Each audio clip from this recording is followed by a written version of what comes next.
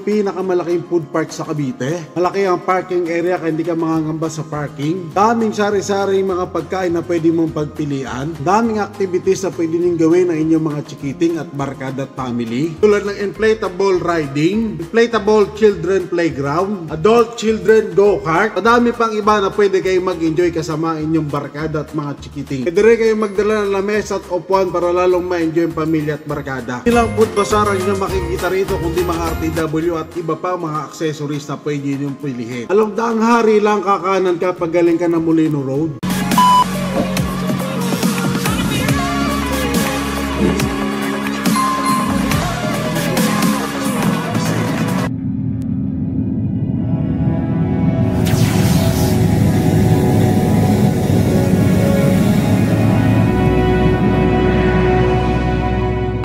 Three, two, one, go!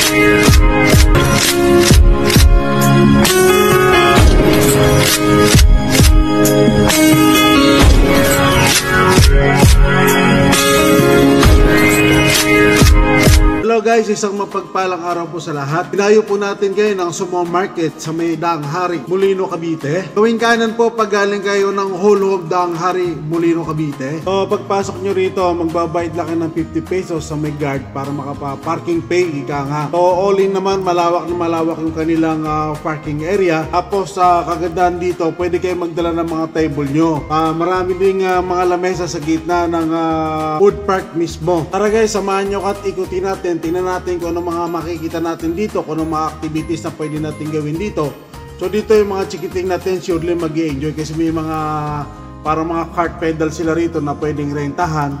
So pwede rin ho kayo mag-setup ng table nyo kasi may mga nakikita ko naka-setup ng mga lamesa at mga upuan. Iba naman may tent talaga. So kagandahan dito, pwede ka mag-setup. Basta doon sa area na maluwag at hindi makakabala doon sa parking ng mga katabi mo. Dito sa inflatable nila, sigurado ako mag-enjoy mga anak nyo ang ganito sa mga inflatable playground.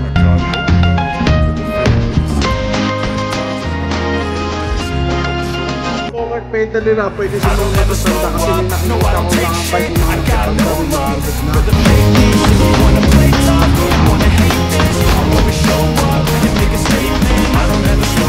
Kung sa mga archer, pwede nyo po i-try dito, meron din nung sila rito. Ito pwede sa bata at matanda, medyo paano din siya.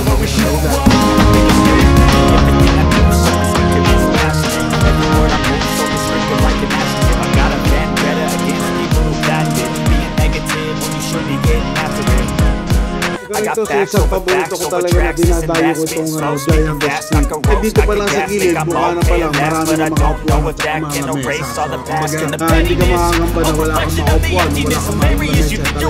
Mula rito sa gilid, dito sa pinakagitna, napakarami na mesa at mga upuan.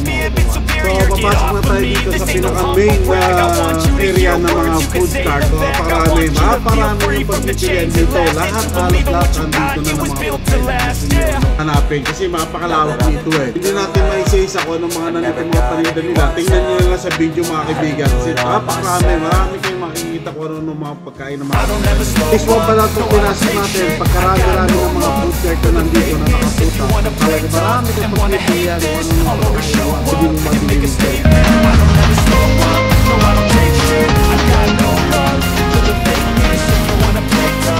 Pero sa Facebook nila, so samot pa rin pagkain ulit ang makikita nyo dito talaga. Napakarami talaga.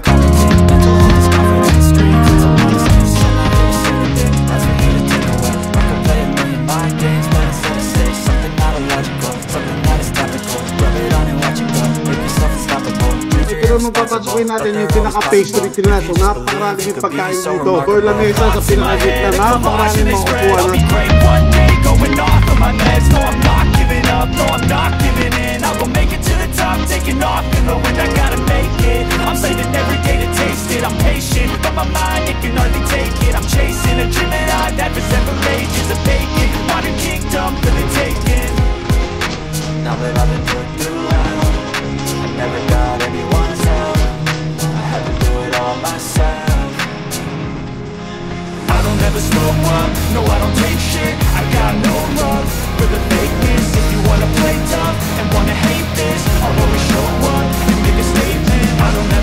papasokin natin ito yung pinaka-Facebook nila. So maraming mga paninda rin dito, mga pasalubong at iba pa. May gawing dulo naman, ito yung mga RTW, mga accessories, kung ano ng mga paninda, mga ukay-ukay. So makikita nyo rito yung mga Class B, ang dami pagpipili, mga palaruan ng mga bata, mga duster. So dito marami kayong pagpipilian din ng mga ibang paninda.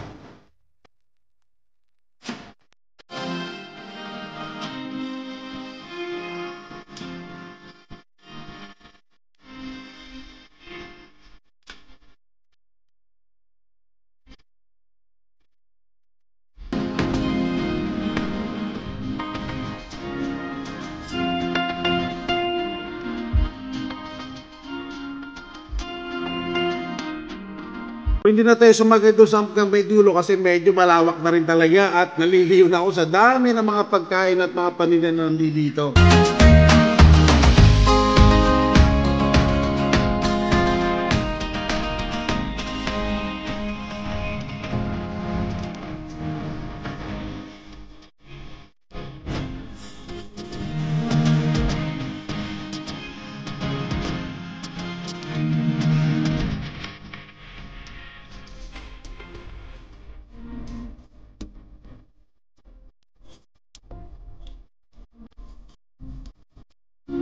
Napakalawak din na area ng mga dining area nila, yung mga lamesa at table. So talagang kahit ilang tao pa ang ano rito, talagang kanyang accommodate. May setup pa sila ng banda sa pinakagitna para ma-entertain naman yung kanilang mga parokyano. So saan ka pa talagang mag-i-enjoy ka. Mag-i-enjoy kayo lahat ng mga tropa mo dahil mura pa yung mga bilihin dito guys. So dinadaanan natin guys, kabilang kalsada naman to. So samot-saring mga paninda rin ng mga pagkain at iba pa makikita nyo rito.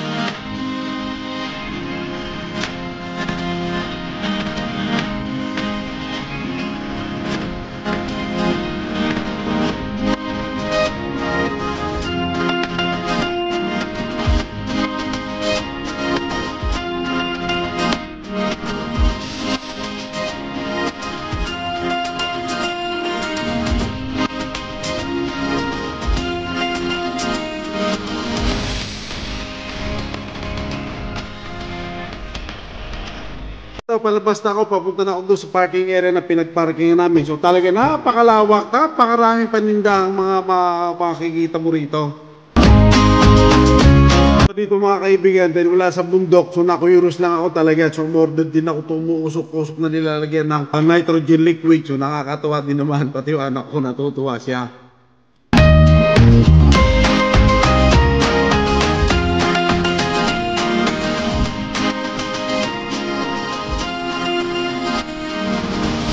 Napakalawak po ng area talaga kung titingnan nyo. Kumbaga, hindi ka mangangamba kung sa parking lang. Talaga maraming bakante parking, ganoon din sa pagkain. Napakaraming table at saka may table at sa mga upuan na pwede nyo ma-accommodate sa pinakagitna.